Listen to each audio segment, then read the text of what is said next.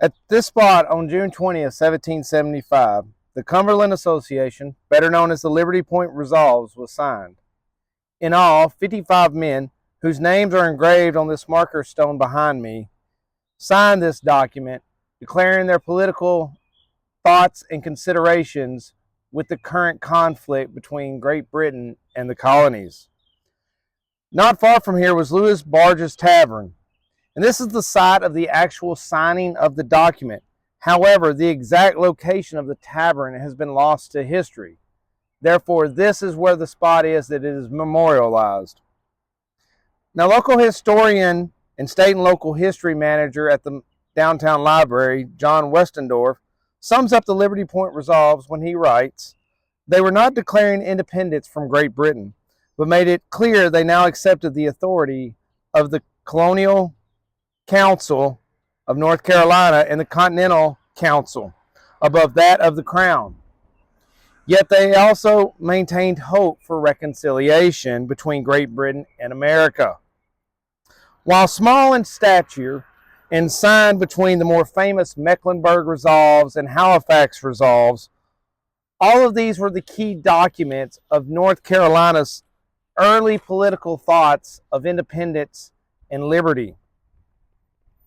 Both the Liberty Point chapter of the Daughters of the American Revolution and the Marquis de Lafayette chapter of the North Carolina Society, Sons of the American Revolution, were involved here with the 200th and 250th anniversary, respectively, of the signing of the Cumberland Association. Behind me on private property is the Flora McDonald Historical Marker.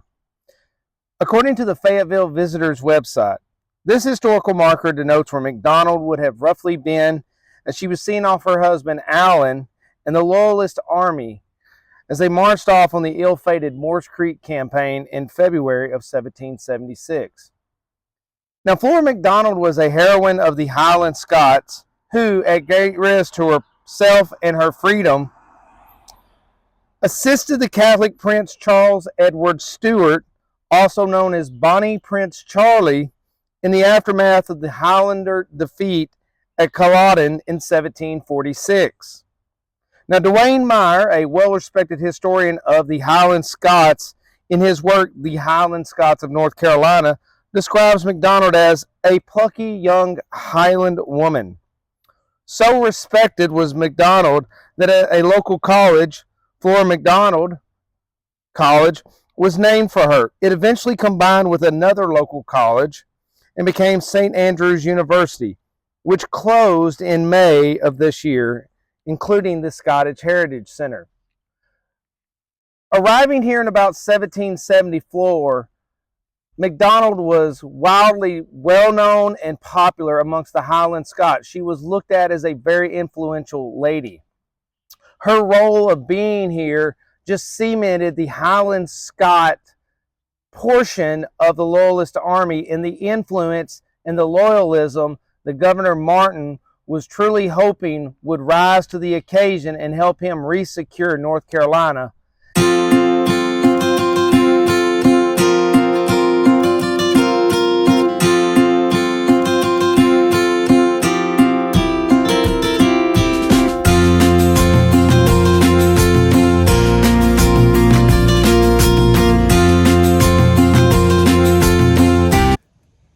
Today I stand here amongst the quiet at a dead-end road, amongst the graveyard of Old Bluff Church, with the church over my left shoulder, to talk to y'all a little bit about the role religion played in Cumberland County during the time of the Revolution.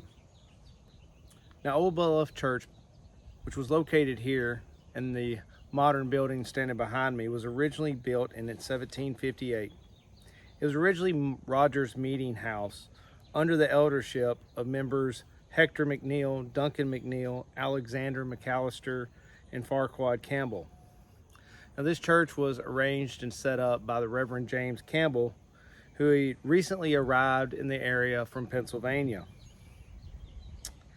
He also set up two other churches, Barbecue Church on the north end of the county, which is now in the modern day Sanford, and also Lee County, and then Longstreet Presbyterian Church, which is in the protected area of Fort Bragg, surrounded by ranges and drop zones. It is actually closed except for one day of the year. The last Sunday of June every year, ancestors of those who went to Longstreet Presbyterian Church when it was open still get to go. They have a service, they have a picnic on the grounds afterwards, and then they visit the graves of their ancestors in the cemetery adjoining the place. The military is very supportive of that. They send out a detail to help with setup, clean up, help people into the cemetery, and it's just a great time for the families of those who attended there. Now, Bluff Church was one of the three that was established by James Campbell in the mid to late 1750s. The area was divided between those who were of Highland Scot and those who were not.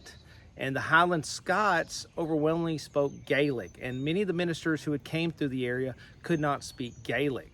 Well, James Campbell could. He could speak English and Gaelic and had lived in the colonies for quite a while. So when he moved to North Carolina, he was able to help establish this ministry. He lived not far from here, but he traveled like an itinerant pastor to all three of the churches on a rotation. When he wasn't at their church on a particular Sunday, the elders would take over and conduct the services.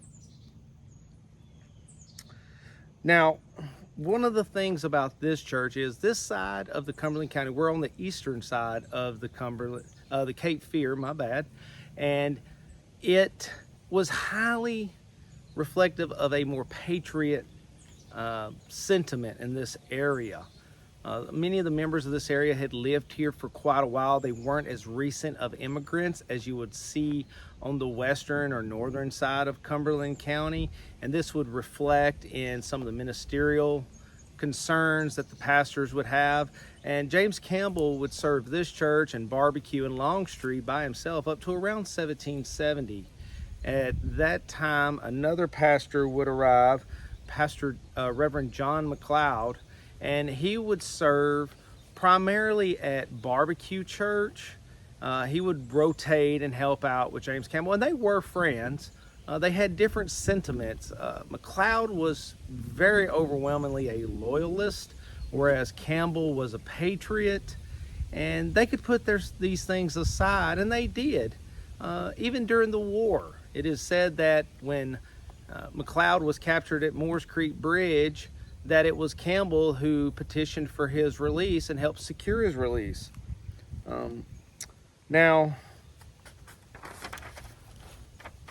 here at Old Bluff, there are two communion cups that remain with the inscription for the Presbyterian congregation in Cumberland County under the care of Reverend John McLeod, dated 21 April 1775. Also here, James Campbell's daughter, Loveday, is buried in this cemetery. The religion of this area, while we can say that the Anglican Church was the de jure church, the de facto church was the Presbyterian. And this is one of the three main churches. Eventually another pastor would arrive shortly before the outbreak of hostilities. His last name was Bethune, and he would arrive in here and help minister, but he eventually went north of this area and set up some other Presbyterian churches. Eventually, Mr. Bethune would serve as the chaplain for the Loyalist Army at Moores Creek Bridge and would be captured. Eventually, he was released. He immigrated from here to Canada, where he set up the Presbyterian Church in Ontario. I always like to ask my students to make a connection between the movie The Sound of Music and the Presbyterian Church here in Cumberland County, and nobody really can. So when I tell them, for the few who have seen The Sound of Music, it's an aha moment. But John Bethune would eventually become the great grandfather of Christopher Plummer, who, as we all know, was the father on the movie The Sound of Music. So there's a connection between the American Revolutionary War, Presbyterian Church, and The Sound of Music, and nobody really puts it together. Here along the banks of Rockfish Creek in February of 1775, Colonel Moore, along with his 1st North Carolina Regiment and various supporting militia units from the surrounding counties, set up a camp and thus a blocking position along the main road from Cross Creek to the Wilmington area. Moore's men, according to historian William Shepard, numbered around 1,000 men and were considered well armed. This status of being well armed is in marked contrast to the Loyalist forces, especially the Regulators, where, according to Dwayne Meyer in his work The Highland Scots of North Carolina, states that the Regulator contingent of the Loyalist Army was lacking weapons as a result of the 1771 Regulator War. Overall, only about a third of the Loyalist Army was armed, a major deficiency that General McDonald recognized. This was one of the key notions that this Loyalist Army had to get to Wilmington. The British Army was sending troops under General Clinton to bring arms so that this Loyalist Army could be trained and then sent out in force into North Carolina to reestablish Loyalist and royal authority. Now, Moore's ability to set up his troops along Rockfish Creek, which is deep and fairly wide and only crossed at the time on the main road by one bridge, was a tactical genius for the time, because it forced McDonald to make a choice. He could rather try with a underarmed but superior in number force to attack Moore here, take the chance of suffering heavy casualties to maybe no military benefit, or to cross just north of here the Cape Fear River and use the alternate route, which would lead through more swamps, more backwoods, and potentially take more time. Well, the ability of Moore to blockade this position forced McDonald's hand, and he chose the latter option, crossed the Cape Fear north of here, and then moved on the east bank of the Cape Fear down towards Wilmington. And eventually, due to maneuvering of militia units, blocking the fords, taking away the ferry crossings, and shadowing the main Loyalist army at all times, eventually McDonald's army was forced to take the last crossing at Widow Moore's Creek at the one bridge, which would later be famously known as the Battle of Moore's Creek Bridge.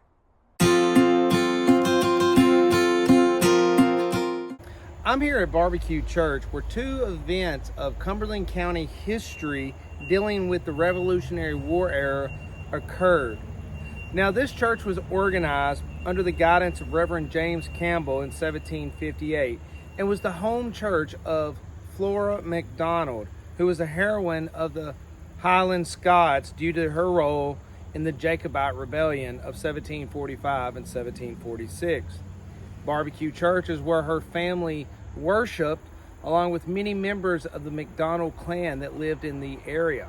Now, the MacDonald clan would go on to be extremely favorable towards the Loyalist ideas and would make up a large percentage of the Highland Scots of the Loyalist army that went to Moore's Creek Bridge. Another event included the Reverend James Campbell specifically. One Sunday while preaching, Reverend Campbell let slip his patriot sentiments by praying for the success of the patriot cause and their arms. After the service concluded, Tory Scott by the name of Munn pulled his pistol and threatened Campbell, "If you ever pray again, as you did this day, the bullet is molded and the powder is in my horn to blow it through your head." In fear, Campbell quit the ministry here and fled, but reestablished his ministry in Gulliford County. Gulliford County would be famous years later for the Battle of Gulliford Courthouse, but by this time, Campbell will have moved back to Cumberland County to his original home site here and pass away in 1780. He is buried there on his land to this day. So Barbecue Church, which now resides outside of the Cumberland County limits, is still heavily influential on the events that occurred in Cumberland County, which led to the Battle of Moores Creek Bridge.